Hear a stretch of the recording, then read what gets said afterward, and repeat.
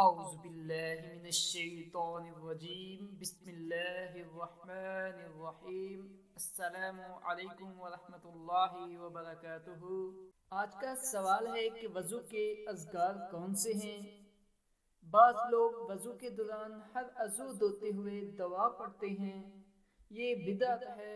امام نووی رحمہ اللہ فرماتے ہیں ہر عضو کے لیے مخصوص اذکار کے بارے میں رسول اللہ صلی اللہ علیہ وسلم سے کچھ ثابت نہیں ہے۔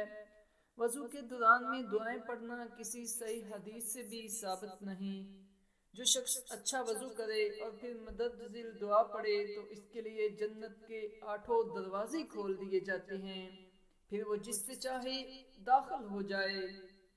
دعا ہے اشہد اللہ الہ الا اللہ وحدہ لا شریک لہ واشہد ان محمدا عبدہ ورسولہ۔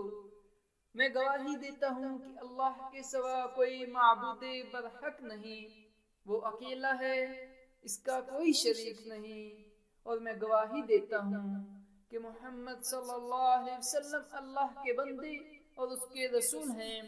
وضو کے دو بعد یہ دعا پڑھنا بھی ثابت ہے، سبحانک اللہم وبحمدک اشہد ان لا الہ الا انت استغفرک واتوب الیک۔